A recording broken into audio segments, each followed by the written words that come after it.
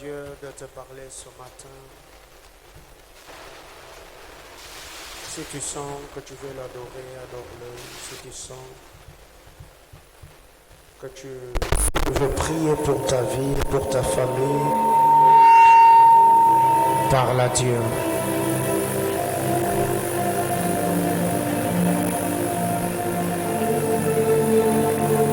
Je sens une atmosphère chargée ce matin dans ces cultes.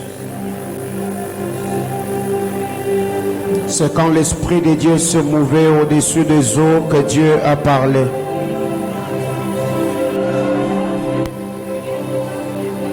Dans cette atmosphère, tu peux te mettre à bénir ta vie.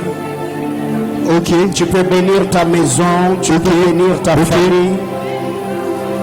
Tu peux poser un acte prophétique dans cette atmosphère. Et à Dieu ce matin ici.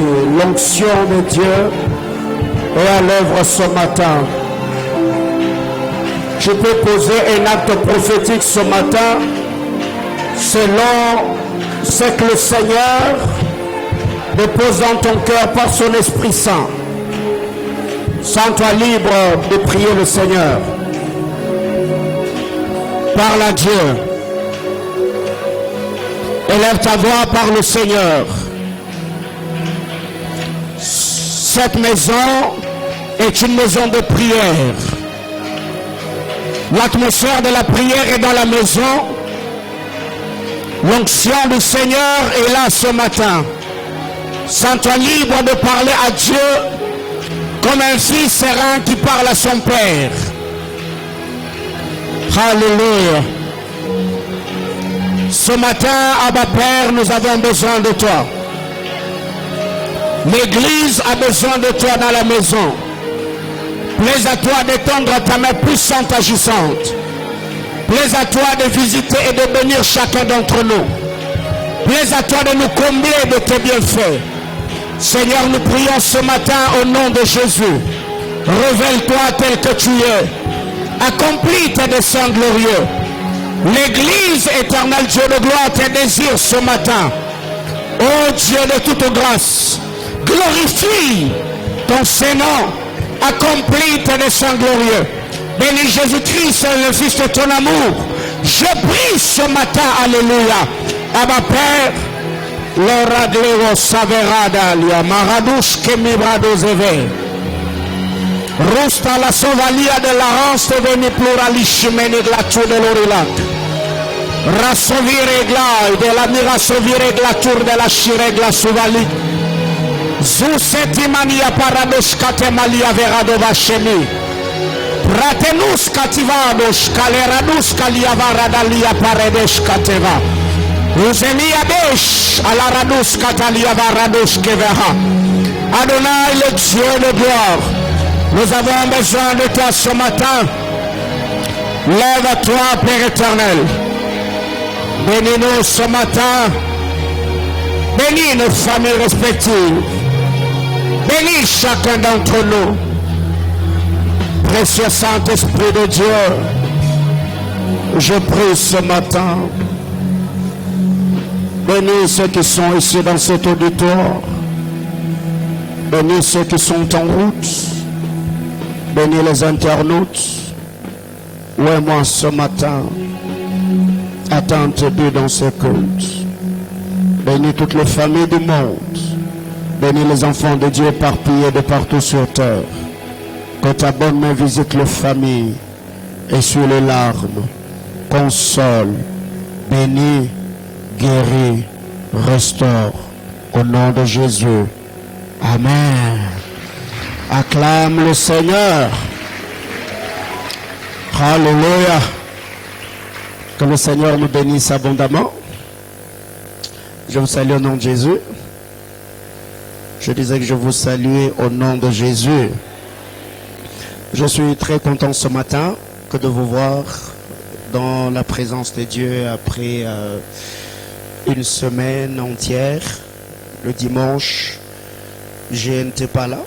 Il y a beaucoup de gens qui m'ont écrit demandant si j'étais souffrant. Je suis en bonne santé.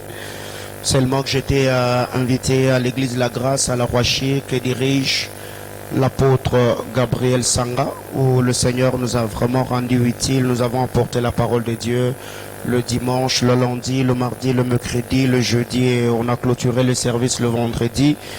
Que le Seigneur bénisse le frère Paul pour sa disponibilité, c'est que d'autres bergers qui ont pu nous assister par la grâce de Dieu. Jésus-Christ a été prêché, l'onction du Seigneur était vraiment manifeste. En tout cas, Dieu nous a utilisé puissamment dans la parole, dans le prophétique, et nous bénissons vraiment le Seigneur pour cela. Et que Dieu bénisse tous ceux qui ont travaillé en notre absence, que Dieu bénisse l'administration, que Dieu bénisse le berger, et ainsi que le vice-berger, tous les ouvriers, ainsi que toute l'église, vous qui étiez là dans notre absence. Cette église est l'église de Jésus-Christ, dirigée par le Saint-Esprit. Moi, je ne suis qu'un intendant, quelqu'un que Dieu a placé sur vous pour vous annoncer la parole de Dieu. Ne bougez pas le son de mon micro, s'il vous plaît. Ne bougez pas le son de mon micro. Si vous pouvez arranger les sons, il y a quelqu'un qui vient de bouger là-bas. Que le Seigneur bénisse tous ceux qui ont travaillé en apportant la parole. Que Dieu bénisse abondamment le berger Jonathan Mouzadi. Que le Seigneur bénisse le berger Thierry Kila. Que Dieu bénisse également le berger John. J'ai eu des échos, et que la grâce du Seigneur soit sur vous d'avoir béni et nourri l'église en notre absence. Que Dieu te bénisse également, toi qui es là ce matin. Je disais que Dieu te bénisse, toi qui es là ce matin. Que Dieu bénisse tous les internautes. Que la paix de notre Seigneur Jésus-Christ soit avec vous. Je nous invite ce matin d'ouvrir nos Bibles. Je suis dans Genèse chapitre 9. Genèse chapitre 9. Nous lirons à partir du verset 19 au verset 27. Merci. Genèse chapitre 9. Genèse chapitre 9. Genèse chapitre 9 du verset 19 au verset 27. Genèse chapitre 9 du verset 19 au verset 27. Lisons ensemble une, deux, trois, go. Ce sont là les trois fils de Noé, et c'est leur postérité qui peupla toute la terre. Noé commença à cultiver la terre et planta de la vigne. Il but du vin, s'enivra et se découvrit au milieu de sa tente. Cham, père de Canaan, vit la nudité de son père, et il le rapporta dehors à ses deux frères. Alors Sem et Japheth prirent le manteau, les mirent sur leurs épaules, marcha à reculons et couvrirent la nudité de leur père. Comme leur visage était détourné, ils ne virent point la nudité de leur père. Lorsque Noé se réveilla de son vin, il apprit ce qu'il avait fait son fils cadet. Et il dit, maudit soit Canaan, qu'il soit esclave des esclaves de ses frères. Il dit encore, béni soit l'Éternel, Dieu de Sem, et que Canaan soit leur esclave. Que Dieu étende les possessions de Japheth, qu'il habite dans les tentes de Sem, et que Canaan soit leur esclave. Parole du Seigneur. Je nous prie de reprendre nos places, que Dieu nous bénisse abondamment. Alléluia.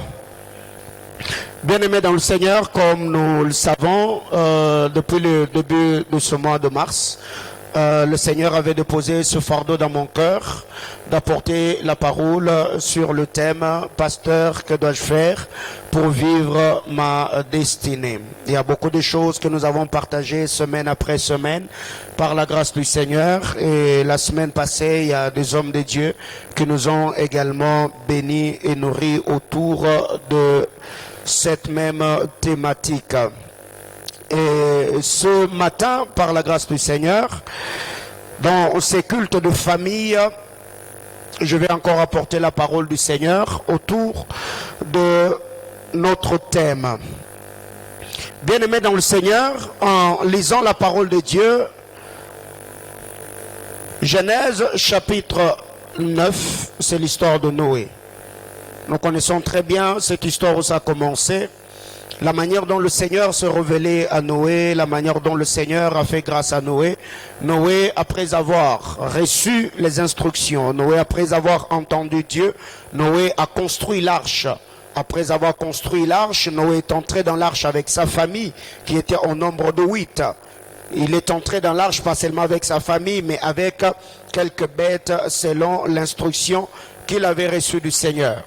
Mais arrivé dans Genèse chapitre 9, Noé, celui qui avait reçu l'instruction, Noé, celui qui avait entendu Dieu, la Bible déclare, cette fois-là, Noé est sorti de l'arche, il a bâti un autel, Noé a sacrifié. Le Seigneur a senti une bonne odeur, le Seigneur a béni la terre, le Seigneur a béni Noé. Et en lisant Genèse chapitre 9, vous allez vous rendre compte, la même bénédiction libérée sur Noé, c'est la même bénédiction que le Seigneur avait libérée sur la vie d'Adam, dans le jardin d'Éden. Mais là, ce n'est pas mon problème. La Bible déclare après que Noé soit sorti de l'arche, il est dit que Noé a commencé à cultiver la terre. Il était cultivateur. Noé a commencé à cultiver la terre et en cultivant de la terre, Noé a planté la vigne. Après avoir cultivé la terre, après avoir planté la vigne, Noé a bu du vin. Après que Noé ait bu du vin, la Bible déclare, Noé s'est découvert. Pas dehors. Noé s'est découvert dans sa tente. Je ne sais pas ce qu'il avait pris à Noé. C'était seulement l'ivresse de la vigne. Est-ce qu'il faisait chaud? Sous l'ivresse, Noé s'est dénudé. Noé s'est découvert. Noé s'est déshabillé. Et c'est là que Cham, son fils cadet, a fait son entrée dans la tente du père. La Bible déclare, Cham, père de Canaan, vit la nudité de son père. Et il est allé le rapporter à ses deux frères, à Sem et Japheth. Et eux, à leur tour, ils n'ont pas fait ce que Cham, leur frère cadet, avait fait. La Bible déclare, ils ont pris un manteau. Après avoir pris le manteau, ils ont mis le manteau sur leur épaule et ils sont allés vers leur père en reculant pour ne pas voir sa nudité. Eh bien, ils ont couvert la nudité de Noé. Après avoir fait cela, la Bible déclare, lorsque Noé se réveilla de son sommeil, il apprit que son fils cadet lui avait fait. Et il a maudit, pas Cham, mais il a maudit Canaan. Canaan qui était le fils de Cham. Canaan qui était le produit des entrailles de Cham. Canaan qui était le prémisse de la vigueur de Cham. Bien-aimés dans le Seigneur, nous devons savoir que chacun d'entre nous ici est un père et une mère potentielle. Car quand le Seigneur permet qu'une vie vienne sur la terre, garçon ou fille soit-il, le Seigneur n'ajoutera rien. Car même un bébé qui vient de naître aujourd'hui, s'il est garçon ou fille, il est potentiellement père et il est potentiellement mère. C'est juste la question de temps pour que ce qui est d'une mère ou ce qui est d'un père se manifeste. Parce que quand un garçon est né, tous les potentiels d'un homme, et en lui c'est juste la question de temps. Le développement hormonal. Parce que, je l'ai toujours dit, une fille qui a à peine 8 ans, si elle se tenait devant Dieu en disant à Dieu, Seigneur, permets que par ta grâce, j'ai la poitrine comme la poitrine de maman, c'est qu'elle n'a pas compris. C'est juste la question de temps. Quand elle atteindra un certain âge, sans jeûne, sans prière, sans retraite, elle aura ce que maman a. Un garçon qui se tient devant Dieu et dit, Seigneur, donne-moi la barbe comme la barbe de mon père, eh bien ce garçon n'a pas compris. C'est juste la question de temps. Arrivé à un certain âge, la barbe sortira de soi. Donc ici, il y a un problème de temps, il y a un problème de maturité, il y a un problème de patience. Quand vous lisez la parole de Dieu dans les livres d'Ézéchiel, la Bible déclare, nos pères ont mangé le raisin vert et les dents des enfants ont été agacées. Nos pères ont péché et ne sont plus, mais c'est nous qui portons la peine de leur péché. Bien-aimés dans le Seigneur, étant des pères et des mères potentiels, nous devons savoir que la destinée que nous avons ne nous appartient pas qu'à nous. Au-dedans de nous, nous avons toute une postérité. Nous avons des enfants, nous avons des petits-fils et nous avons des petites filles qui, avec le temps, viendront sur la terre des hommes. Mais tout dépend seulement de la manière dont nous gérons notre vie en étant jeunes. Et même ceux qui sont mariés, vous devez savoir qu'aujourd'hui, votre vie ne vous appartient pas qu'à vous. Il y a des gens qui tiennent à vous. Il y a des gens qui comptent sur vous. Il y a des gens qui sont attachés à vous. Il y a des gens qui dépendent de vous. Et pour cela, nous ne devons pas seulement prendre au sérieux notre destinée, mais nous devons également penser à la destinée de plusieurs personnes qui sont attachées à nous. La question que je me suis posée, c'est Cham qui a vu la nudité de son père. Pourquoi Noé n'a pas maudit son propre sang, mais il est allé plus loin, maudissant la vie de Canaan qui n'avait pas péché. Que quelqu'un me dise Amen. Bien-aimé dans le Seigneur, ce matin, le Seigneur, par sa grâce, a déposé ses fardeaux dans mon cœur et je crois qu'il y a des choses que le Seigneur dira à chacun d'entre nous selon la mesure de grâce que le Saint-Esprit a déposé sur ma vie ce matin. Noé est ivre. Noé s'est découvert. Après qu'il soit sorti de son ivresse, la Bible déclare, Noé a pris ce que lui avait fait son fils cadet. Noé s'élève. Il maudit Canaan. La Bible déclare, il dit, maudit soit Canaan, qu'il soit esclave, des esclaves de ce frère. Noé a soumis la vie de Canaan, pas comme un esclave de premier degré. Il a soumis la vie de Canaan comme un esclave de deuxième degré. Il n'a pas dit que Canaan soit l'esclave de ce frère. Il dit que Canaan soit esclave des esclaves de ce frère. Donc Canaan, Noé a soumis sa destinée comme esclave de deuxième degré. Mais qu'est-ce que Canaan avait fait? Canaan n'avait rien fait. C'est Cham le père qui a vu la nudité de son père. Étant loquace, il est allé raconter cela dehors. Et quand Noé sort de son ivresse, au lieu de maudire son sang, il a maudit la postérité de son fils. Bien-aimé dans le Seigneur, j'étais en train de dire ici, nous devons faire très attention. Jeunes frères, jeunes sœurs, il y a une vidéo sur le net qui est devenue virale la semaine. J'ai vu cette jeune fille dans cet état, je ne sais pas quel type de drogue. Et comment est-ce qu'elle est arrivée à être droguée, je ne sais pas.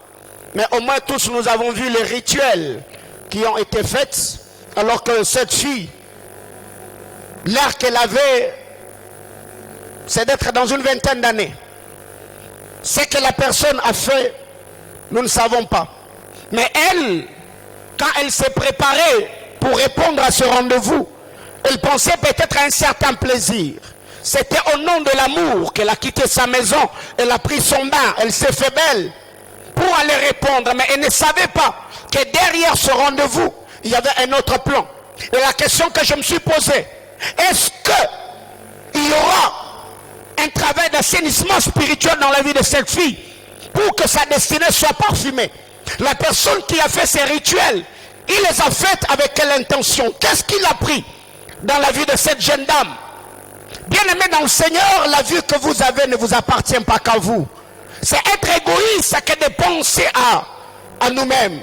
Et si vous allez vous rendre compte que quand Noé s'élève, Noé a maudit Canaan. C'est Cham qui a péché. Mais le châtiment de la malédiction de Noé n'est pas tombé sur Cham. Parce que Noé savait qu'il ne pouvait pas maudire son propre sang. Et il est allé maudire son petit-fils. Mais qui pouvait venir pour ôter la malédiction sur la vie de Cham, la vie de Canaan? Il est soumis à la vie d'un esclave. Et vous allez vous rendre compte qu'ici, bien aimé dans le Seigneur, maudire quelqu'un, ce sont des simples paroles, mais qui ont des effets fatals et néfastes. Parce que quand on parle, bénir veut dire bien dire, maudire veut dire mal dire ou mal parler sur la vie de quelqu'un. Combien d'entre nous aujourd'hui, nous maudissons ce pays? Combien d'entre nous maudissent leur propre vie? Combien d'entre nous maudissons les gens qui nous entourent, pensons blaguer, alors que nous ne savons pas l'impact que ces paroles peuvent avoir dans la destinée des hommes. Et c'est pour cette raison que dans ma vie, j'ai décidé de ne pas maudire la vie de quelqu'un. Sous l'effet de la colère, je l'ai fait une fois. Il y a de cela, je crois, 3 ou 4 ans. Je l'ai fait une fois et le bien-aimé était venu demander pardon. J'ai prié pour lui, mais depuis lors, je me suis rendu compte qu'il y a un retard dans la vie de ce garçon. Il avait un talent fou.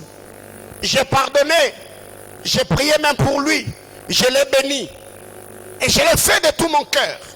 Mais seulement je me suis rendu compte que sa vie est soumise comme à un certain retard.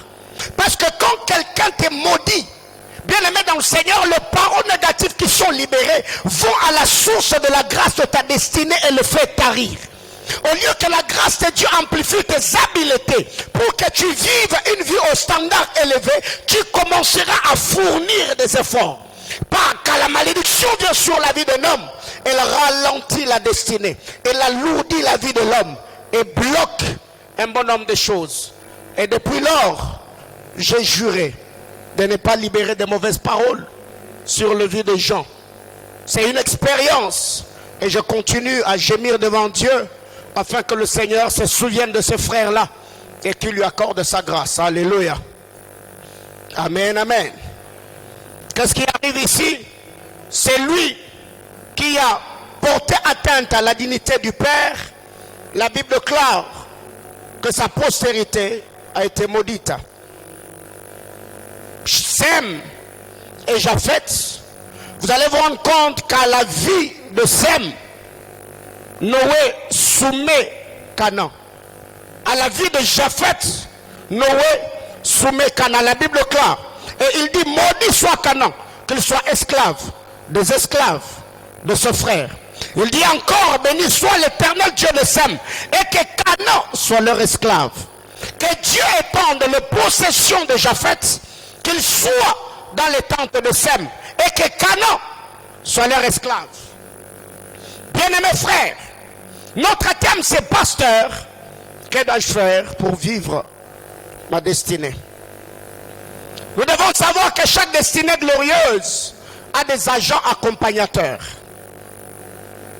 Chaque destinée glorieuse a des agents accompagnateurs. Parlant de ces agents accompagnateurs, ça peut être des hommes ou encore des esprits. Et tout dépend seulement du type d'esprit qui t'accompagne. Si c'est les démons qui t'accompagnent dans la vie, tu es foutu. Si c'est les anges qui t'accompagnent dans la vie, tu es heureux. Si les hommes qui t'accompagnent dans la vie, ce sont les hommes qui t'aiment et qui ont compris les promesses de Dieu qui planent sur ta vie, tu es béni. Si tu es entouré par des rancuniers, des mécontents, des hommes qui ne t'aiment pas, tu es foutu. Alors il y a des gens aujourd'hui qui ne comprennent pas l'impact des relations dans la destinée. Il y a des gens qui ne comprennent pas l'impact d'un accompagnement spirituel dans la destinée. Bien-aimés dans le Seigneur, tous ceux qui ont eu sur la terre des hommes une carrière brillante dans tous les domaines de la vie ont été accompagnés soit par des anges, soit par des démons, soit par de bonnes ou de mauvaises personnes. Et même dans l'histoire de la Bible, Jésus en avait 70. Un jour, il se lève après avoir multiplié les pains et les poissons. Il a dit, si vous ne mangez pas ma chair et mon sang, vous ne serez pas mes disciples. Et la Bible déclare après cela, 58 personnes n'allaient plus avec lui. Ils n'étaient pas dans la foule, ils étaient déjà disciples. Ils n'allaient pas avec lui.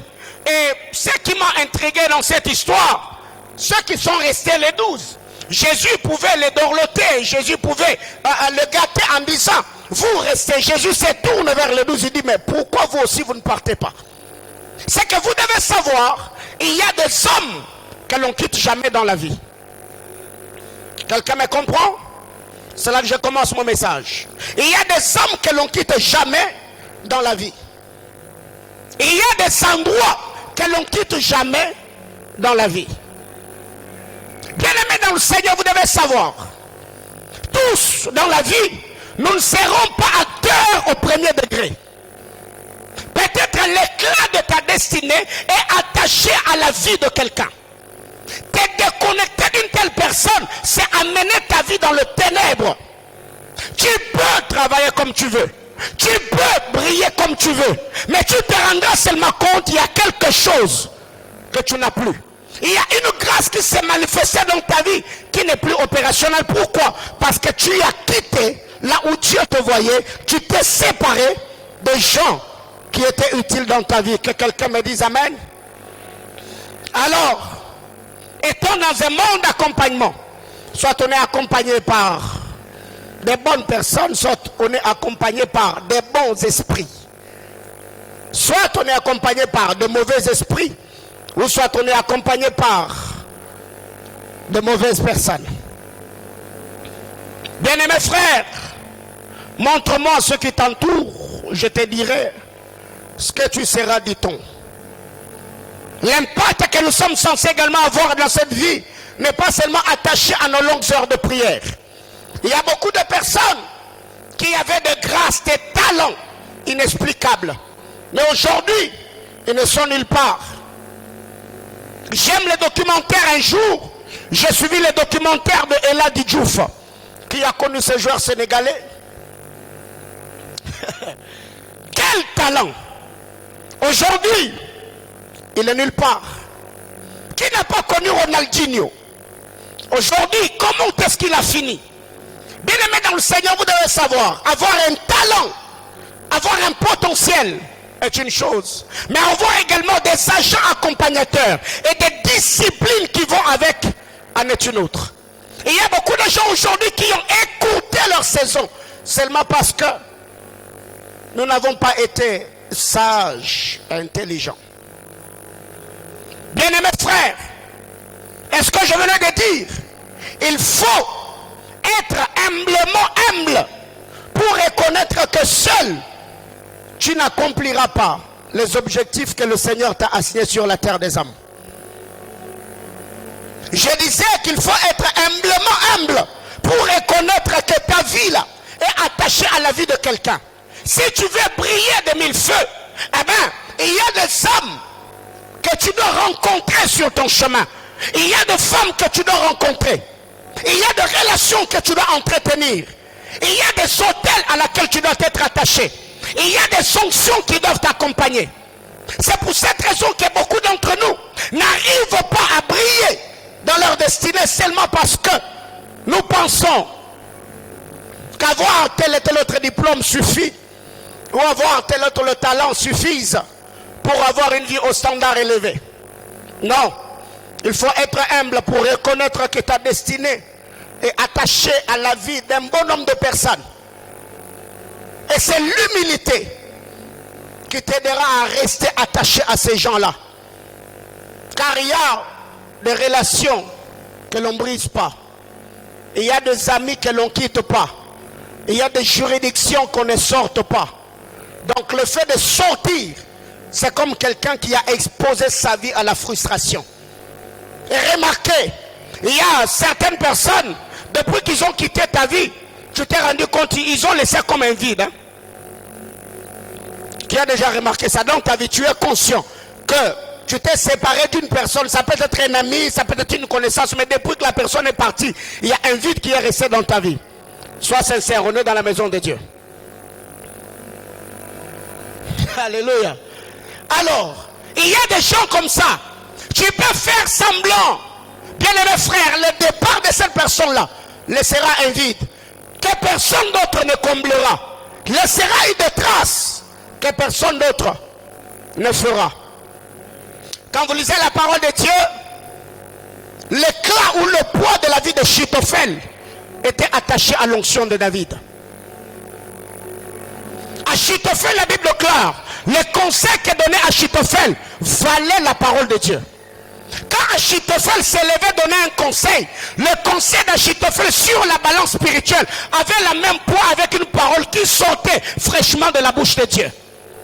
Sur Achitophel reposait l'esprit de conseil. Pourquoi? Parce que David était roi, David était prophète, David était sacrificateur. Mais David avait besoin de quelqu'un dans son staff sur qui reposait l'esprit de conseil pour sécuriser le trône de David.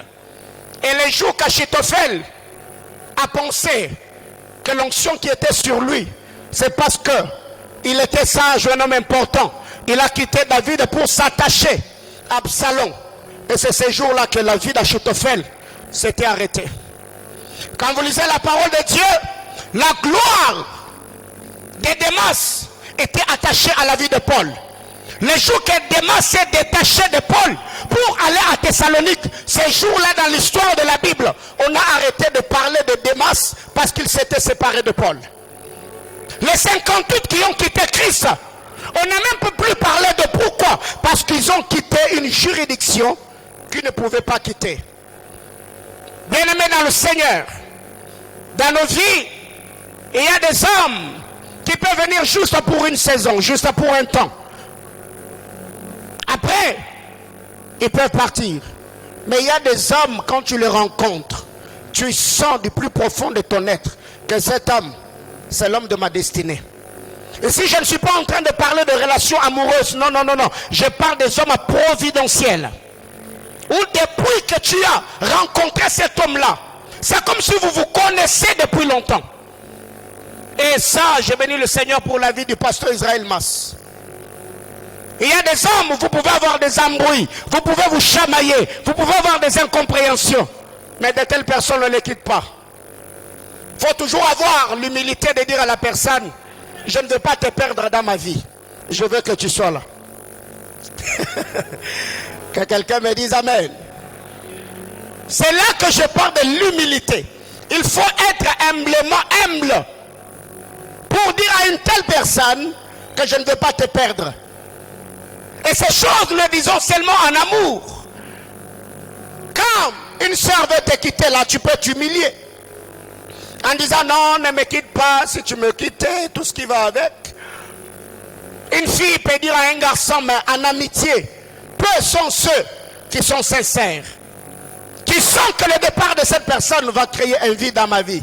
Mais tu te dis non, qu'il parte. Bien-aimés frères, son départ, il y a certaines choses que tu ne vivras pas dans ta destinée. Et comme vous me voyez récemment, je crois que c'était l'année passée, je ne sais pas, décembre ou novembre, on s'est fixé rendez-vous avec le pasteur Mas, on s'est rencontré du côté côte ouest. Frère, on s'est choqué. Quand je vous dis on s'est choqué, on s'est choqué. On a mis Bible, onction de côté, on s'est parlé comme frère. Il a des choses qu'il m'a reproché depuis un temps. Tu fais plus ça pour moi, tu fais plus ceci. Et quand il a fini, j'ai présenté mes excuses et je l'ai ramassé. J'ai parlé. Après quoi? On a passé commande de mi-chopo, on a mangé, on est parti. Alléluia. Bien-aimés frères, pourquoi il m'a fixé ce rendez-vous pour qu'on se parle? Parce que je lui dois quelque chose. Pourquoi je lui ai réclamé cela? Parce qu'il me doit quelque chose. Est-ce que dans l'amitié, vous vous devez quoi? Pas seulement en amitié, même en amour. Si déjà ton conjoint ou ta conjointe ne te doit rien, c'est pour cette raison que vous voyez beaucoup d'hommes, il peut sortir le matin, il rentre le soir, il n'a pas appelé, il ne s'explique pas pourquoi, parce qu'il ne te doit rien. Et déjà même dans les relations de fiançailles, si déjà tu te rends compte que la personne commence à prendre des initiatives sans t'associer, fais très attention, peut-être qu'il est déjà parti, tu es resté avec le corps mais le cœur est ailleurs. Nous sommes dans le culte de famille. Bien-aimé dans le Seigneur, pasteur, que dois-je faire pour vivre ma destinée? La première des choses, il faut avoir le sens de l'honneur. Et parlant de l'honneur, je suis dans Hébreux chapitre 6, le verset 2 et le verset 3. L'essence de l'honneur. Bien-aimé, il y a un bon nombre de choses que j'ai appris.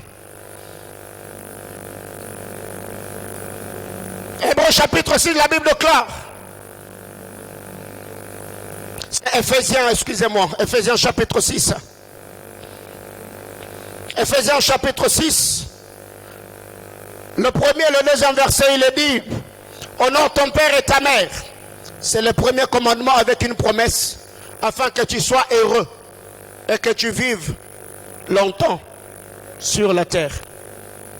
Honore ton père, honore ta mère, car c'est le premier des commandements à laquelle est attachée une promesse. Et c'est quoi la promesse? Afin que tu vives heureux et que tu sois comment? Que tu aies une longue vie. Bien-aimé dans le Seigneur, il y a beaucoup de gens aujourd'hui qui échouent ou qui ont échoué parce que vous vous êtes levé contre l'autorité établie sur vos vies par le Seigneur. Et là, je parle des parents. Bien-aimés frères, aujourd'hui, au nom de la prophétie, il y a des familles qui sont divisées. Aujourd'hui, au nom de révélation, il y a des familles qui sont désunies. Je vous ai toujours dit, si tu vois un prophète te donner une prophétie, t'incitant contre tes parents, avant de dire oui et amen à la prophétie, vérifie la relation que le prophète lui-même a avec ses parents. Si tu vois quelqu'un venir te donner une prophétie, t'incitant contre ta femme, va d'abord dans son propre couple vérifier quelle est la relation qu'il a avec sa femme. Si tu rencontres une maman qui s'appelle Abigail à la montagne, qui te donne une prophétie t'incitant contre ton mari, va d'abord dans sa propre maison, vérifie si elle est aussi équilibrée comme elle est spirituellement. Car il y a des gens aujourd'hui qui ont déjà raté leur vie et exercent le ministère avec des blessures intérieures. Parce que lui, il est en conflit avec ses parents, parce que lui, elle est impolie dans sa propre famille, et même l'exercice de son onction, elle veut inciter d'autres personnes à être sous la malédiction comme lui. Bien-aimés frères, dans cette église, je vous ai toujours encouragé de prendre soin de vos parents, parce que moi je le fais pour ma mère. J'appelle son loyer, quand il est malade, j'envoie l'argent. Quand il a besoin d'habits, j'achète, je fais tout. Alors pourquoi une telle personne qui prie pour sa mère, une telle personne qui prend soin de sa maman viendrait t'inciter afin que toi tu ne puisses pas soutenir tes parents? Et quelqu'un va me dire, oui pasteur, peut-être l'état d'âme de ta mère, c'est pas l'état d'âme de ma mère. Oui, je reconnais cela et je t'acclame d'ailleurs. Mais la Bible déclare, si ton ennemi a faim, fais quoi? Donne-lui à manger. Si il a soif, fait quoi? Donne-lui à boire. Ce n'est pas à toi de le priver de faim. Mais la Bible déclare, cela est comme que tu fais quoi? Que tu mets sur ta tête. Alors que faire? C'est soumettre à nos sentiments de haine, de jalousie, d'animosité ou obéir à la parole de Dieu. Bien-aimé dans le Seigneur, quand est-ce que ta mère est devenue sorcière? Quand tu es devenu licencié, quand tu t'es marié, quand tu as eu ces boulots là où tu payes 500 $, mais si elle était sorcière, pourquoi elle n'a pas bouffé quand tu étais dans son sein? Si elle était sorcière, pourquoi elle n'a pas détruit ta vie quand tu étais petit? Bien, mais c'est être méchant que d'atteindre un certain niveau. Peut-être ta mère n'a pas fait de grandes études, mais elle s'est privée de certaines choses pour t'envoyer à l'université. Et c'est quand tu finis tes études, aujourd'hui tu parles français, tu es belle, tu es beau, qu'un certain prophète que tu ne connais ni début, ni fin, ni tenant, ni aboutissant, vient te dire que ta mère est sorcière. Et tu places ta foi dans de telles choses. Faut être méchant. La Bible déclare, honore ton père et ta mère, afin que tu sois heureux et que tu vives longtemps. Regardez la manière dont la mort précoce frappe la jeunesse aujourd'hui. Il y a beaucoup de gens qui sont malheureux et tout le temps nous sommes en train de chasser le démon. Mais qui est celui qui chasse le démon? Elle est impolie à la maison. Celle qui prie à l'église, Seigneur donne-moi un mariage, chez ses parents, elle ne travaille pas. C'est lui qui est en train de chercher le boulot depuis qu'il a fini les études. Son père, sa mère sont en train de gémir. Pas d'appel, pas de visite, pas de soutien. Et une telle personne, quand on va te chasser du boulot, tu vas maintenant aller faire asseoir les parents. Oh, vous devez m'expliquer, mais quand tu mangeais l'argent là, on ne mangeait pas avec toi. Va faire asseoir les gens avec qui tu jouissais de ton argent, que vous puissiez réfléchir sur comment ton travail a pris fin. Bien-aimés frères, dans cette église, Je ne suis pas un pasteur qui incite aux épouses d'être insoumises à leur mari. Je ne suis pas un pasteur qui incite les hommes à être infidèles à leur épouse. Bien-aimés dans le Seigneur, nous devons craindre le Seigneur dans tout ce que nous faisons. La Bible déclare: honore ton père et ta mère, la loi de l'honneur. Ma soeur, ne te laisse pas rouler dans la farine par l'éloquence de ce garçon-là. Quand tu es avec lui, il te dit: tu es ma lune, c'est toi qui éclaires mon monde, tu es ma reine, tu es, je ne sais pas, l'étoile qui est plaquée, je sais où. Et quand tu rentres à la maison, déjà dans ta tête là, tu te vois dans l'espace comme une lune, comme une étoile. Et quand maman te dit: va toucher les braises, tu regardes les ongles. Moi je suis lune. Redescends sur terre. Redescends. Ni diabongo. Non, nous landa. Oh, moi-même je disais aussi ça, non? Mensonge, frère. J'étais fort en cantique des cantiques.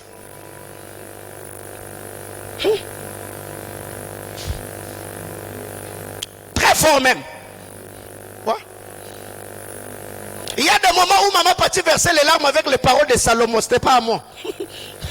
Je prenais dans la Bible. Et si Salomon était vivant, il a réclamé les droits d'auteur. Et tu vois une telle personne, parce que dehors, on te dit: tu es reine, et quand tu arrives à la maison, tu es reine. Et tu es au lit, tu es tout. Non, non, non, ma soeur, redescends. Redescends sur terre. Et combien de frères aujourd'hui? Papa n'a pas fait de grands... Non, non, frère. Vous qui avez encore des parents, bénissez Jésus. Je vous assure. Vous ne savez pas ce que c'est être orphelin. J'ai perdu mon père alors que j'étais en deuxième des humanités en 1999. En 99, je sais ce que ça fait ne pas avoir un père dans la vie. Je sais ce que ça fait. Alors aujourd'hui, par moment, parce qu'ils sont vivants, tu penses: non, mais je peux faire ma vie sans eux. Frère, détrompe-toi.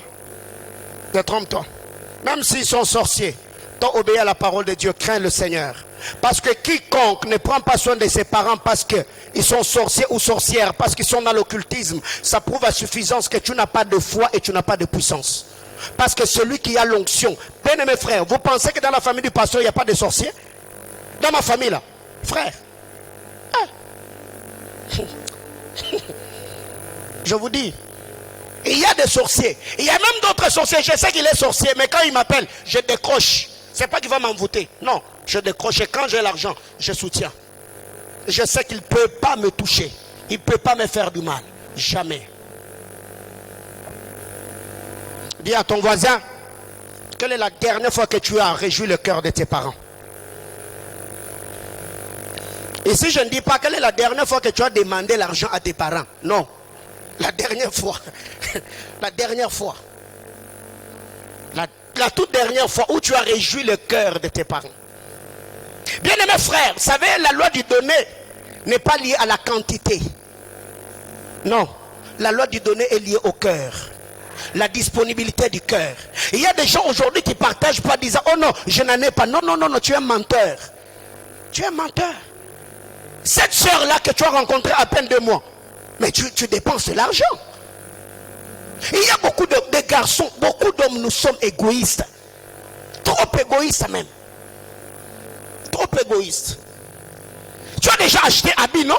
Tu as déjà acheté sandales? Tu as déjà acheté téléphone? Vous avez déjà mangé au restaurant? Est-ce que ta mère, depuis que tu as fini tes études, est-ce que tu l'as même déjà acheté? Il y a des pagnes de 30 000, je pense. 30 000 francs. 30 000. 30 000, 15 $, n'est-ce pas? Il y en a, non? Bon, je ne sais pas. Maman Pati, aidez-moi. À part Super Wax. Il y en a, non? Même 15 000 francs. Ok. Maintenant, imagine-toi, cette soeur-là, qui a mangé pizza. C'est pour cette raison par moment. Il y a d'autres personnes qui vous plaquent dans la vie. Nous avons un chagrin à maman. À côté de ma fille, à pizza après à boyo. Et si Bozawat, hein? Combien de frères viennent me voir au bureau? On ne peut pas prier pour notre relation. Même quand j'ai prié, je dis Seigneur, soutiens-le, fortifie-le seulement. Qu'il comprenne qu'il est en train de recevoir le salaire du péché.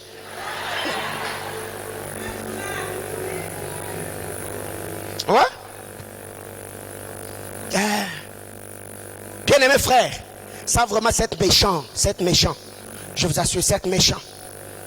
Par moment, mettez-vous à la place de vos parents. Mettez-vous à leur place. Frères, je vous encourage. Ne soyons pas égoïstes et que les églises ne nous séparent pas de nos familles. Que les églises ne nous divisent pas de nos familles. Servons le Seigneur, soutenons l'œuvre de Dieu, mais soutenons aussi nos parents. Et je l'ai toujours dit, beaucoup de prophètes aujourd'hui sont manipulateurs. Je suis l'un d'eux. Beaucoup de prophètes que nous sommes, on est manipulateurs. Si tu viens me dire, oh non papa, le Seigneur m'a mis à cœur de tenir ce véhicule. Est-ce que je vais te dire, laisse-moi le temps de prier? Non. No, brothers. Le Seigneur m'avait dit qu'il allait me visiter. C'est toi. Mais si tu viens, tu me dis, Dieu m'a mis à cœur de donner ce véhicule à mon père. Laisse-moi aller en retraite. Pourquoi seulement pour mes parents, toi tu dois prier? Mais quand c'est toi, Dieu t'avait averti en avance. Frère, la fourberie. Aller à l'église prier n'est pas synonyme d'anesthésier son cerveau. Réfléchissez, faites tourner vos têtes. Est-ce que quand le prophète lui soutient ses parents, il vient demander ta permission? Comment vous êtes comme ça? Comment vous êtes comme ça? Moi je trouve ça anormal. Tu n'as pas besoin de mon aval pour faire du bien à tes parents, non. Parce que moi quand je paie le loyer de ma mère, je ne vais pas te demander la permission. Alors pourquoi pour aider tes parents, tu dois venir demander ma permission? Frère, Congolais, on a un mauvais cœur.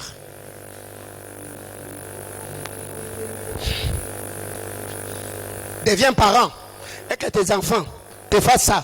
Frère, tel que je te connais, tu vas me dire. Je t'assure.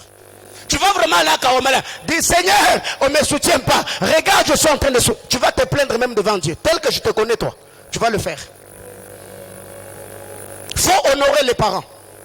Parlant d'honorer les parents, je fais allusion à l'obéissance. La Bible déclare, enfants, obéissez à vos parents selon le Seigneur. Est-ce que vous êtes obéissant à vos parents? Mes soeurs, est-ce que vous êtes obéissantes à vos parents? Est-ce que vous êtes obéissant? Est-ce que ce qu'on te demande de faire à la maison, est-ce que tu le fais? Est-ce que tu fais la vaisselle à la maison? Est-ce que tu torchonnes la maison? Est-ce que tu fais la lessive à la maison?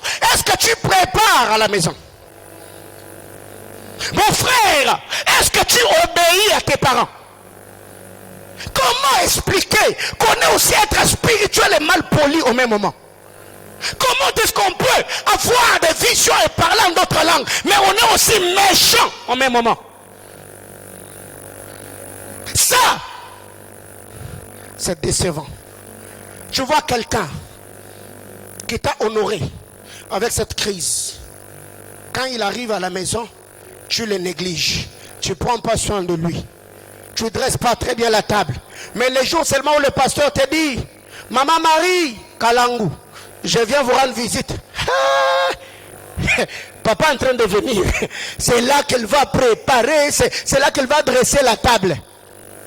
Et là, je suis à table avec Papa Ben, on est en train de manger. Tu regardes, tu es venu manger. C'est pour toi qu'on a préparé ici. Vous voyez? Il arrive par moment. Les mamans de cette église, vos maris par moment n'aiment pas des pasteurs. Parce que vous nous créez des problèmes. Quand c'est daddy qui vient à la maison, ces jours-là, les plus belles assiettes, les plus beaux verres qui est dans votre vitrine, la table est bien décorée. Mais quand c'est ton mari, tu envoies des bonnes, on lui donne des gobelets qui sont en forme de grenade. Là. Gobelets en plastique. Grenade. T'as un gobelet monnaie. Mais quand c'est papa qui vient, là on fait tout. La table est bien décorée. Non, non, non, non, non, non. Traitez vos maris comme des princes. Ils vont vous traiter comme de princesses. Traitez vos maris comme de rois. Ils vont vous traiter comme de reines. Maman, soyez équilibrés. Parlez en d'autres langues. Priez. Quand papa est là, tu n'es pas pasteur. Prends soin de ton mari. Ce n'est pas que ton mari, alors toi tu es toujours ensemble, libre, maman. Tu es déséquilibré. Obéir aux parents. Et si parlant de l'obéissance, c'est selon le Seigneur. Et là, je dis aussi aux jeunes sœurs, ce n'est pas parce que dans la famille, il y a la souffrance, que les parents doivent envoyer à la prostitution pour les nourrir. La Bible claire, obéissez aux parents, selon le Seigneur. Si c'est que les parents te demandent, va à l'encontre de la parole de Dieu, reste dans la parole, mais ne manque pas non plus du respect aux parents. L'obéissance. La Bible claire, honore ton père et ta mère. Le premier des commandements à laquelle est attachée une promesse. Tu vivras heureux et tu auras une longue vie sur terre. À part l'obéissance, nous devons réjouir le cœur des parents. Il faut réjouir le cœur des parents. Il faut réjouir le cœur des parents. Isaac a dit cela à Ésaü. Chasse-moi le gibier pour que mon âme te bénisse.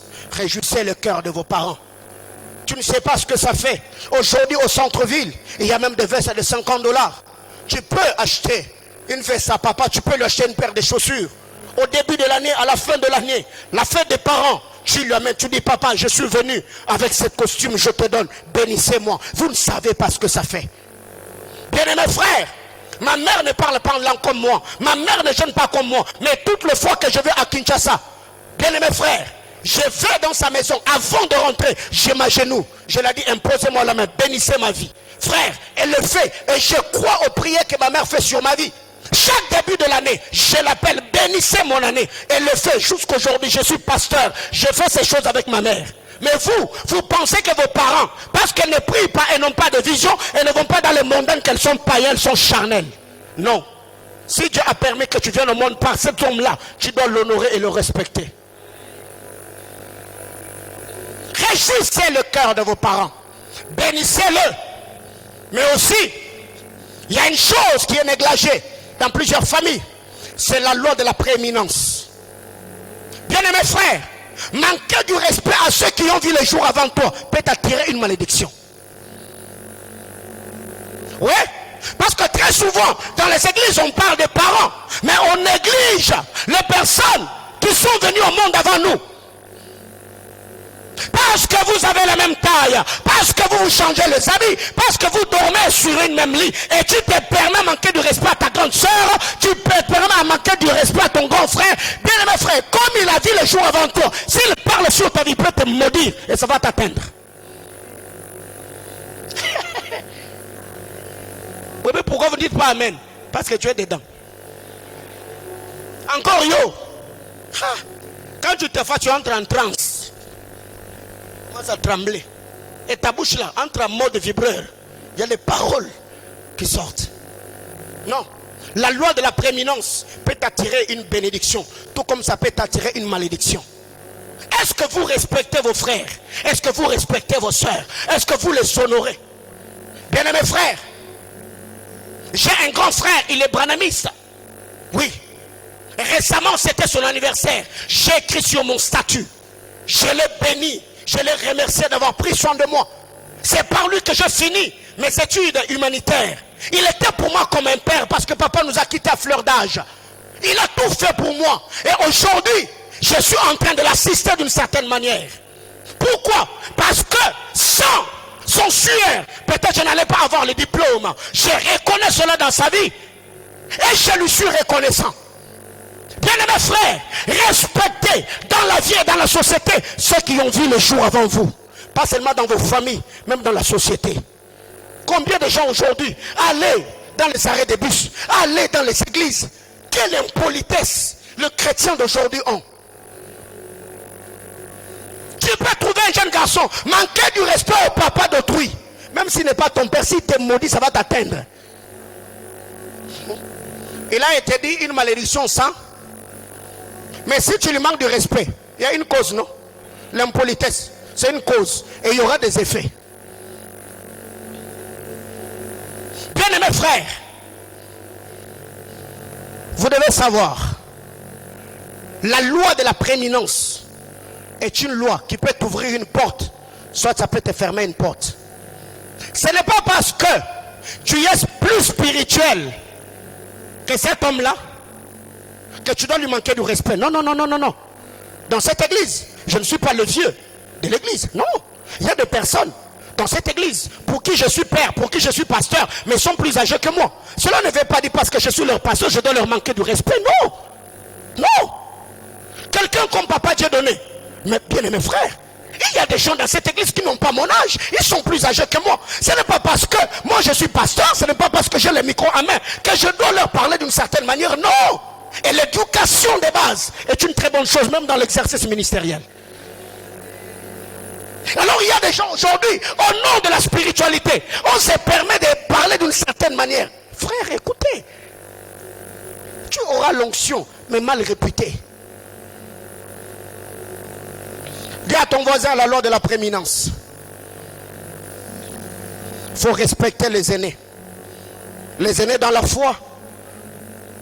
Les aînés même dans la vie courante. Quelqu'un qui n'a pas ton âge, respecte-le. Et ça, je donne un conseil. Frère, par moments ça nous échappe. Quelqu'un avec qui tu n'as pas des affinités, ne les tutoie pas. Quelqu'un avec qui tu n'as pas des affinités, ne les tutoie pas. Vous n'êtes pas amis. Cette personne-là n'est pas trop attachée à ta vie. Et tu lui dis, tu vas bien? Mais non.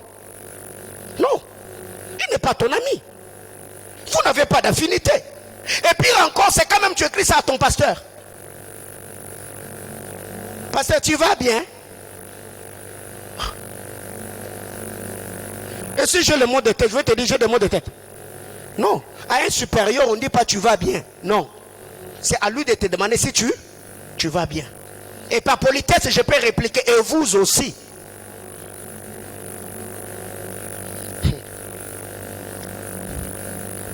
Et arrêtez avec les histoires des bons dimanches. Arrêtez. C'est pas bien. Il faut arrêter. Dis à ton frère, il faut arrêter.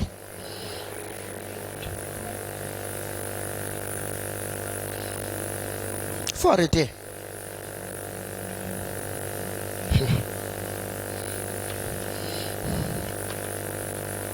Deuxième chose. Pasteur, que dois-je faire pour vivre ma destinée? Il faut recevoir, croire et réclamer les prières des parents. Quand vous lisez la parole de Dieu dans Matthieu chapitre 20, Matthieu chapitre 20, du verset 20 au verset 24, on nous parle de Salomé, qui était la tante à Jésus. Jacques et Jean, fils de Zébédée, étaient cousins de Jésus. Salomé vient avec ses deux enfants. La Bible déclare, elle se prosterna aux pieds de Jésus et lui fit cette demande. Seigneur, permets que dans ton royaume, que mes deux fils qui sont ici, que l'un soit à ta droite, l'autre soit à ta gauche. Salomé, elle s'est tenue devant Jésus. Elle a prié pour ses enfants. Elle n'a pas seulement dit que mes fils soient dans ton royaume. Non, elle était précise. Que mes enfants soient dans ton royaume. Que l'un soit à ta droite, l'autre soit à ta gauche. Même si Jésus l'avait recadré dans la demande, mais au moins, elle avait osé. Bien-aimés frères, vous savez que Simon-Pierre a reçu les clés du royaume à cause de la grâce de Dieu. Ouais. C'est la grâce de Dieu. Mais quand vous lisez l'histoire de Jacques et Jean, ils avaient certains privilèges et ils étaient parmi ceux avec qui Jésus allait toujours à la montagne. Il y avait Pierre, Jean et Jacques son frère. Leur mère s'est tenue devant Dieu, devant Jésus. Elle a dit, mes deux fils que voici, je prie que dans ton royaume, chers parents, priez pour vos enfants. Parlez sur la vie de vos enfants. Ne maudissez pas, bénissez-le. Libérez les paroles de grâce sur leur vie. Bien-aimés frères, je vous dis dans cette église, dans ma vie, je crois aux prières de ma mère. Et je le réclame parce que le Seigneur l'a placé sur ma vie. Au-delà de ce que je fais sur le plan spirituel, elle est aussi ma couverture. Alors, combien de jeunes filles aujourd'hui sont mal polies?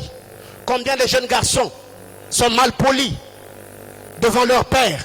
Vous leur manquez du respect. Vous désobéissez. Et tout le temps, vous êtes dans les églises. Vous êtes dans des montagnes. Je chasse, je ligote, je renverse. Non. Renverse d'abord l'autel de l'impolitesse. Le mariage que tu demandes là, ça va venir. Bien-aimés frères, je suis de ceux qui croient que ceux de cette église, vous serez bénis, spirituels, mais ayant de très bonnes relations avec vos parents et avec vos membres de famille. Je crois en ça. Que personne ne t'induise en erreur. Il y a même des gens aujourd'hui qui quittent leurs parents pour aller habiter chez les amis. Il y a des gens qui quittent leur famille pour aller habiter à l'église sous prétexte que dans notre maison, il y a la sorcellerie, il y a le combat. Mais non, s'il y a des combats, toi tu dois être la lumière qui doit luire dans cette famille-là. Tu dois amener un vent nouveau dans cette famille-là. Donc si tu fuis, lève le nom, ils ont mouqué. Même dans la famille du pasteur, il y a le combat, il y a les sorciers. Et le diable m'attaque aussi tous les jours. La prière des parents peut ouvrir une très grande porte. Et pour cela, vous devez arracher les paroles de bénédiction dans la bouche de vos parents. Vous devez arracher ça. Donc ces gens de culte après ici, tu rentres à la maison, si papa et maman sont là, frère, tu les appelles au salon. Papa et maman, j'ai besoin qu'on parle. Ok, ils arrivent et tu te mets à genoux, bénissez-moi. Pourquoi? Priez seulement pour moi. Oui, bénissez ma vie. Et si peut-être tu as le moyen après, si tu peux aller même chez Galitos, tu les achètes. La pizza, tu les amènes. Ça ne représente rien, mais tu leur dis seulement, je n'ai pas beaucoup d'argent, j'ai seulement besoin que vous me bénissez. Pensez-vous que de telles personnes ne vont pas se poser des questions sur ce qui ne va pas dans ta tête? Parce qu'on se dit, ah, elle là, elle commence à croire en nous. Et directement la relation est rétablie. Bien-aimés frères, que les pasteurs ne vous induisent pas en erreur. Que les prophètes ne vous divisent pas. Vous avez grandi ensemble dans cette famille-là. Vous avez souffert ensemble. Même quand le parent n'avait pas le moyen. Vous dormiez affamés. Vous avez grandi ensemble. Ce n'est pas aujourd'hui que moi je peux venir pour te dire que tes frères sont des sorciers. Frères, il faut être méchant. Et je suis sérieux quand je parle de ces choses. Je sais ce qui se passe au milieu des églises. Ce qu'au milieu des églises, ce qu'au sein des églises. Troisième chose. L'amour des parents. L'amour de ton père. L'affection de ta mère. Peut t'ouvrir une très grande porte dans la vie. Genèse chapitre 37, la Bible clare, Jacob aimait beaucoup Joseph. Et l'amour de Jacob, Jacob l'a manifesté en donnant à Joseph une tunique multicolore. C'est par la tunique multicolore que Joseph a eu accès au monde des songes et des rêves. Bien-aimés frères, réjouissez le cœur de vos parents. Quand un enfant réjouit le cœur de ses parents seront attentionnés. Les parents vont te donner de l'amour. Les parents vont prendre soin de toi. Les parents voudront que tu excelles. Parce que si les gens aujourd'hui, ils se rendent compte que maintenant que tu es devenu chrétien, tu les maltraites. Penses-tu qu'ils vont prier pour que Dieu te bénisse? Ils vont sûrement dire, si Dieu le bénit, il va se venger. Nous ne bénéficierons pas de ce que Dieu va lui donner. Alors que faire? Qu'ils se battent dans la vie. On n'a rien à faire. Bien-aimés frères, prouvez à vos parents que si Dieu vous bénissez, vous allez leur donner la vie de rêve. Vous savez, moi je l'ai toujours dit à ma mère, hein, que Dieu te garde longtemps. Parce que les maman, et quand je dis ça, elle sourit. Elle dit, waouh, il a des projets. Hein. Et une telle personne, comment est-ce qu'il ne va pas me bénir? Comment est-ce qu'il ne va pas prier pour que Dieu me fasse grâce? Et pendant que j'étais, pendant Beraka, elle a appelé plusieurs fois. Elle n'arrivait pas à m'avoir au téléphone, elle est passée par mon épouse. Et mon épouse elle a dit, non, il est dans un programme de jeûne. Et écoutez ce que ma mère dit à mon épouse. Comment est-ce qu'il peut entrer en jeûne sans pourtant qu'il m'en parle pour que je l'accompagne? Waouh! Ça c'est ma relation avec ma mère. C'est quoi yo? Toi là, la relation avec tes parents.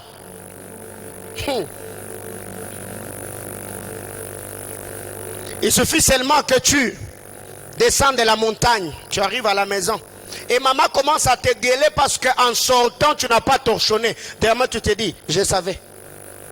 Le feu que j'ai envoyé, il y a des effets. Oh Seigneur, je te bénis. Parce que la prière est en train d'agir. Il n'y a pas la prière qui agit là-dedans.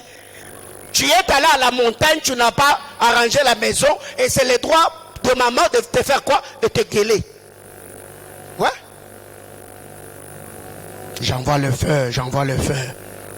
C'est-à-dire, elle me regarde bizarrement. Oh, maman, comment est-ce que... Non, non, frère. Vous savez, par moments, ça fait rire, mais ça fait mal. Hein? Je vous assure, ça fait vraiment mal.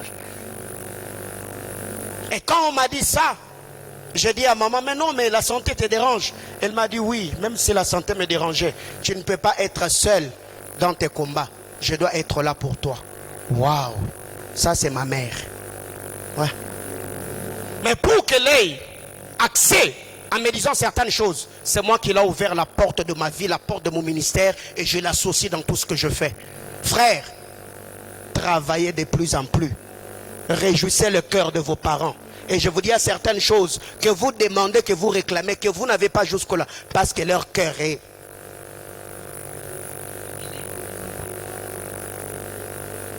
C'est ce que je dis là. Toi, tu attendais que je dise, du haut de cet hôtel, je décrète et déclare. Du haut de cet hôtel, c'est papa et maman qui vont décréter et déclarer. Je vous assure.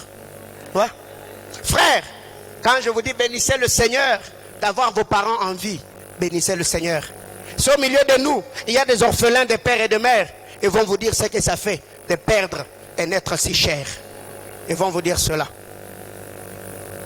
Il y a même des gens aujourd'hui qui regrettent en disant, si maman était vivante, la manière dont j'allais la traiter.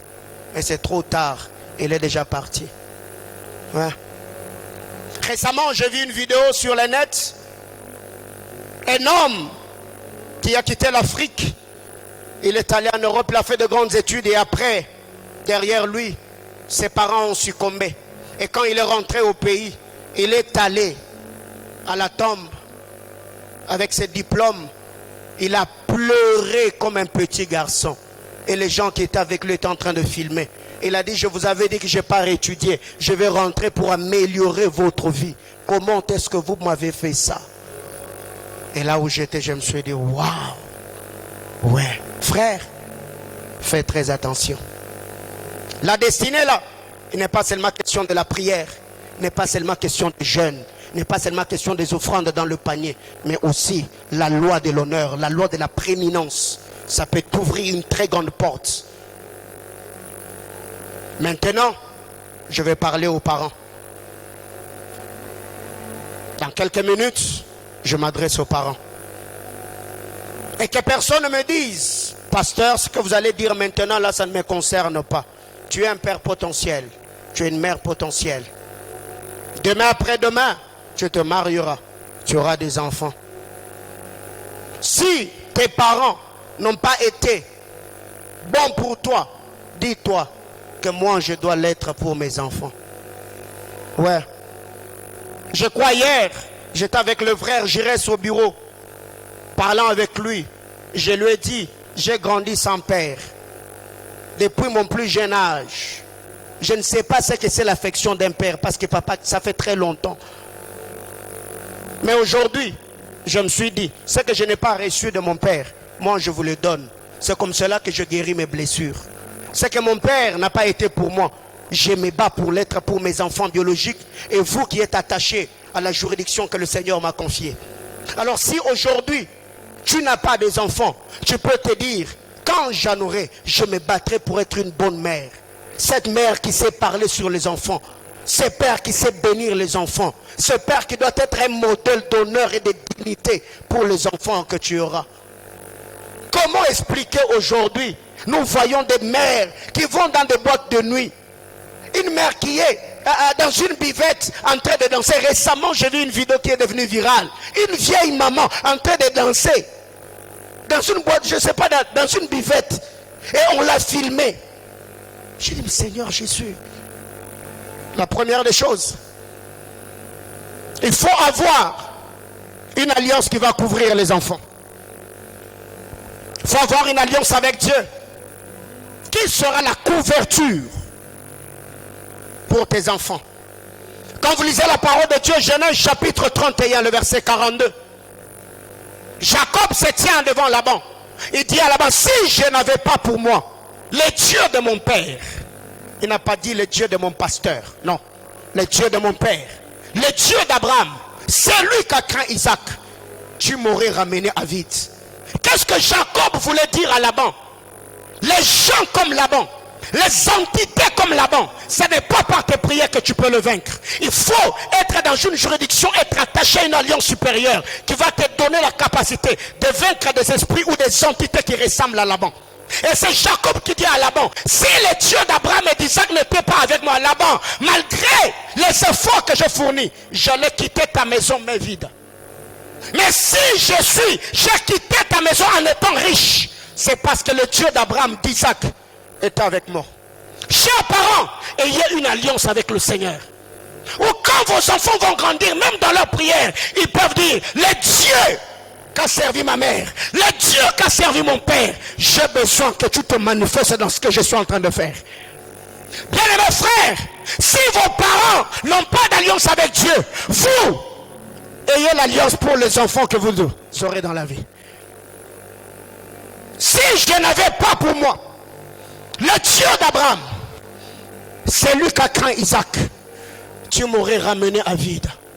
Bien-aimés frères, je me dis, mes enfants, mes petits et arrière-petits-fils s'appuieront sur l'alliance que je conclue avec Dieu.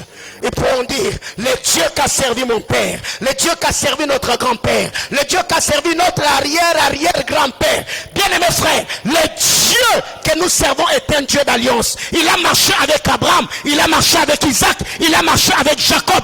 Et l'alliance d'un père est une couverture et une tour forte pour la sécurité des enfants. Servez Dieu, craignez le Seigneur. Tu es jeune. Approfondis ta communion avec Dieu. Ne livre pas ton corps à la prostitution. Ne te livre pas à la débauche. Ne te livre pas aux ambiances éphémères. Sacrifie ta jeunesse avec un seul but. Je suis un père, je suis une mère. Je ne dois pas hypothéquer l'avenir de mes enfants. Car la Bible déclare, celui qui se lie à une prostituée, ils deviennent combien? Une seule chair. Alors, combien de gens avec qui toi tu es déjà uni?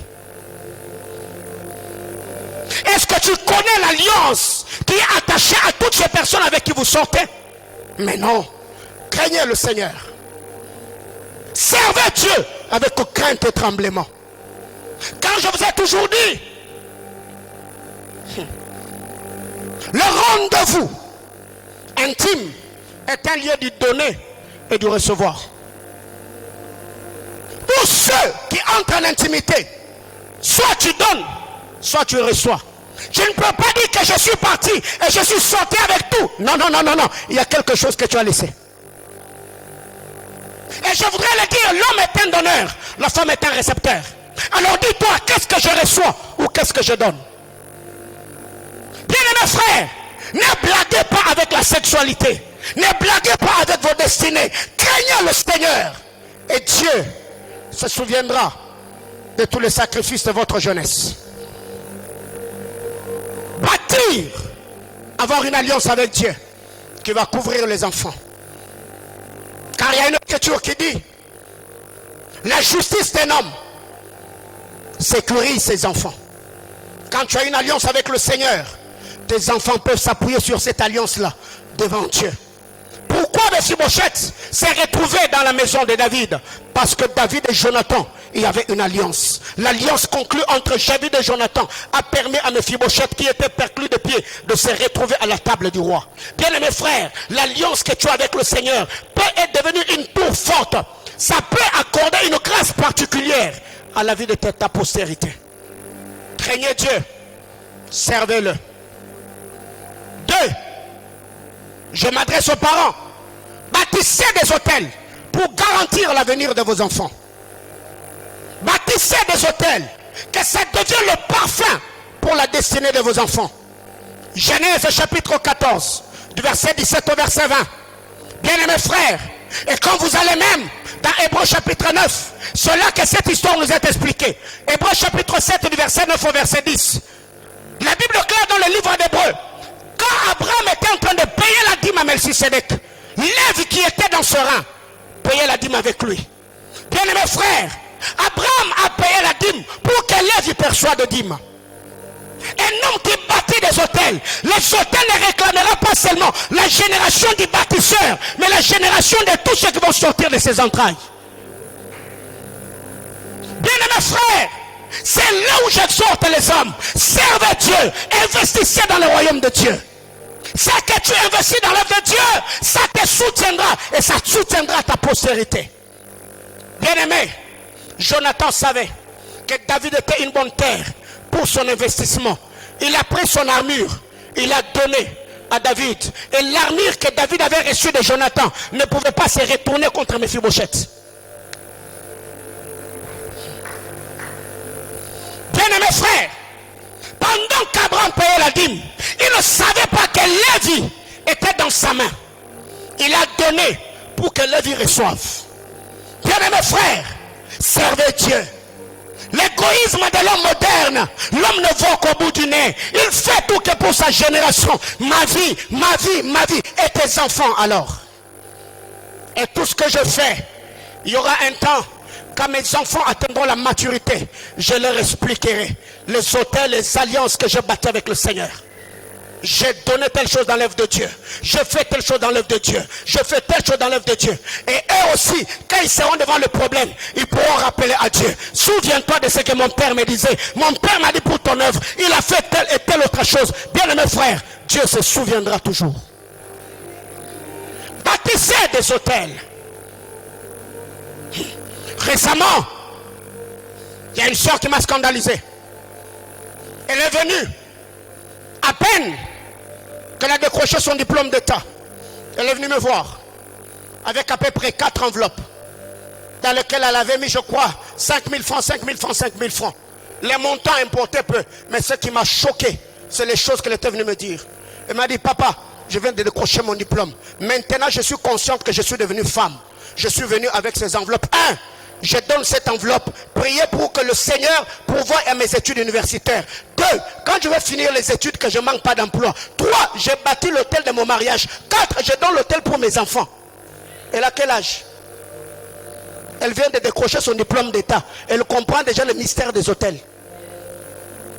Bien-aimés frères, tu ne peux pas seulement renverser les hôtels sans bâtir d'autres hôtels. Non. Tous les hôtels que tu renverses doivent être remplacés par des hôtels que tu bâtis.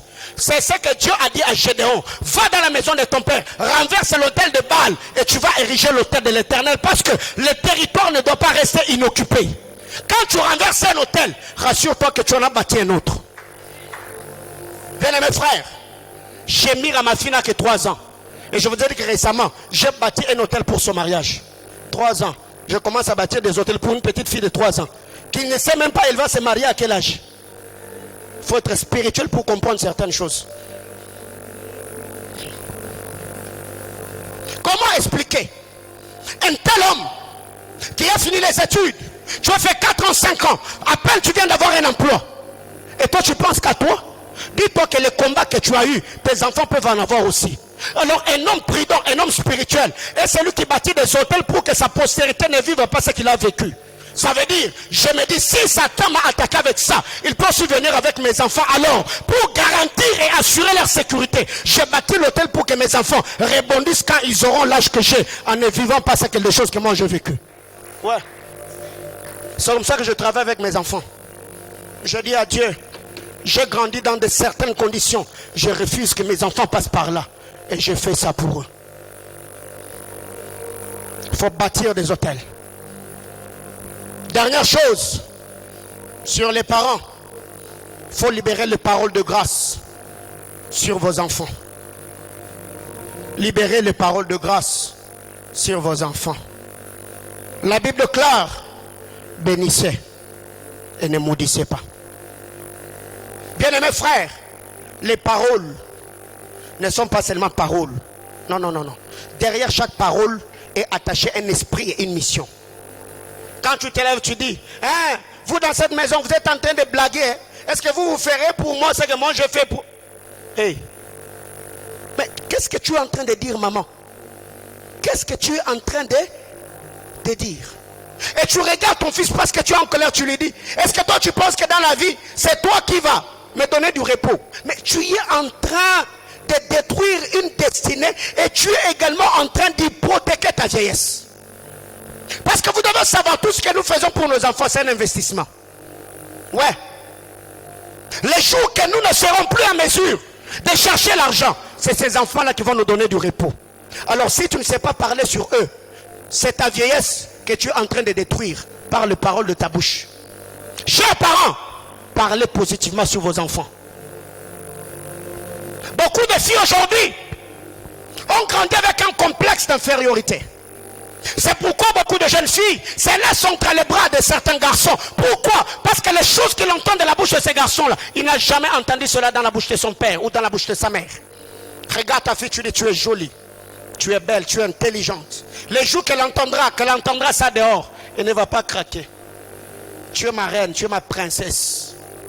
Je t'aime beaucoup. Tu es la fille à papa. Et vous pensez que si une telle fille sortait et que quelqu'un disait que tu es une reine, elle va trembler?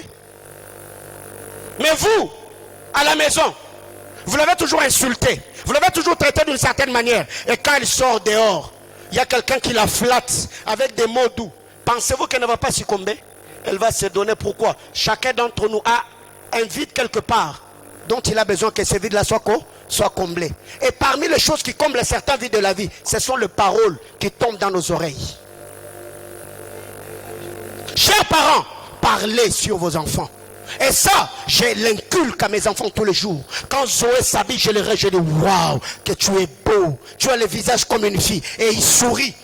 Et aujourd'hui, quand je m'habille, c'est lui qui vient, waouh, papa, tu es très bien habillé, tu es classe. Pourquoi? Ce sont des choses que j'ai toujours l'habitude de dire à mon fils et j'ai toujours l'habitude de dire à ma fille. Et aujourd'hui, ces enfants-là grandissent avec ça. Et j'ai même vu les enfants qui commencent à se faire des compliments. Et j'ai vu récemment, Chemira venait de se faire tresser. Zoé a regardé, waouh, que tu es belle. Qui est la plus belle de cette maison? Et Chemira répondit, c'est moi. Ouais. Pourquoi? Parce que c'est ce que papa a sémé dans la vie des enfants. Bien-aimés frères, nous devons être une génération nouvelle qui ne va pas faire les choses comme nos parents. Vous savez grandir avec des insultes. Quelle est même la dernière fois où un de tes grands frères t'a dit que tu es jolie? Et même quand on t'a dit que tu es jolie là, toi tu vas chasser l'esprit d'inceste. C'est ça être africain. Ton grand frère t'a dit waouh, que tu es jolie, je t'aime beaucoup ma soeur. C'est que je chasse l'esprit d'inceste, les pensées négatives dans la tête de mon frère. Oh, chers parents, faites des compliments. Cher papa, faites des compliments à vos épouses. Tu te réveilles le matin, tu la regardes, waouh, que tu es belle.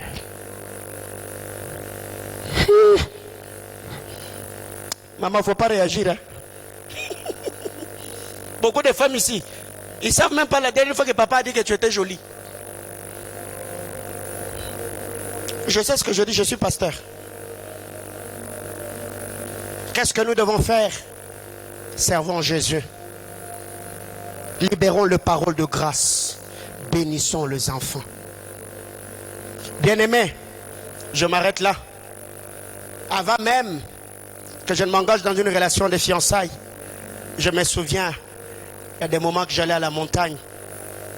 J'ai eu le nom de mes enfants avant même d'être marié. Et j'allais à la montagne avec le nom. Je me mettais par terre, je priais. Il y a des moments où, étant jeune, j'ai touché mes entrailles. J'ai bénissé mes entrailles. J'ai bénissé mes reins. Je disais à Dieu, tous ceux qui sortiront de mes entrailles, Seigneur, que ces enfants soient bénis. Frères, et je crois à ces choses. Soyez spirituels, bénissez-vous. Même s'il arrivait qu'à la maison, papa, il y a la maternité qui tarde. Dieu t'a donné cette femme-là, tu as l'autorité sur elle. Tu peux prendre de l'huile, tu prends de l'eau, tu pries pour ça, tu touches son ventre et tu déclares en disant, je dépose les enfants dans tes seins et ça va venir. Ouais. Faut parler positivement. faut libérer les paroles de grâce. Chère maman, regardez vos filles, bénissez-le. Ne soumettez pas vos enfants à la vie de frustration que vous avez connue. Non. Il faut embellir leur destinée par les paroles de votre bouche. Que Dieu nous bénisse abondamment.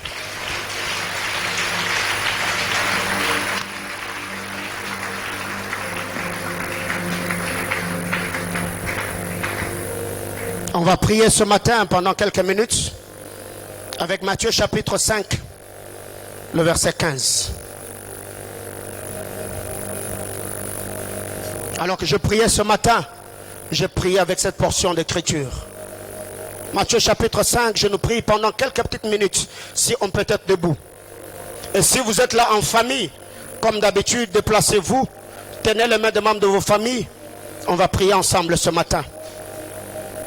Pendant 3 petites minutes. Si vous êtes là en famille, déplacez-vous. Touchez les mains des membres de vos familles. On va prier le Seigneur ce matin.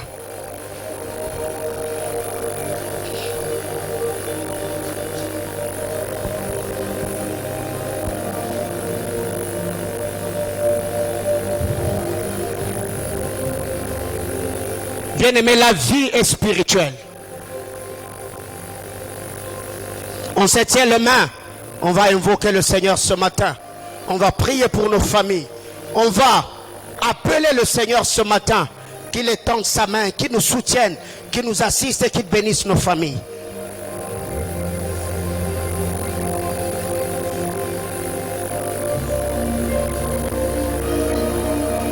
Alléluia. Matthieu chapitre 5, le verset 15. La partie A. La Bible déclare. Et on n'allume pas une lampe pour la mettre sous les boisseaux, mais on la met sur le table, sur le chandelier plutôt. Ce matin, on va demander des choses à Dieu. Tu vas dire à Dieu, Seigneur, que ma famille ne soit pas sous, que ma famille soit sûre. Que nous ne soyons pas la queue, mais que tu fasses de nous la tête. Tu vas seulement demander cela à Dieu pour ta famille. Abba Père, fais ce matin, fais cette année, que ma famille ne soit pas sous, mais que ma famille soit sûre. Que ma famille ne soit pas la queue, que ma famille soit la tête. Est-ce qu'on peut lever nos voix et prier le Seigneur? Parle à Dieu. Élève ta voix, prie le Seigneur. Prie pour ta famille. Dis à Dieu, bénis mes frères et sœurs. Que nous ne soyons pas sous, que nous soyons sûrs. Que Dieu allume ta famille. Que Dieu allume ta famille. Que Dieu allume ta famille.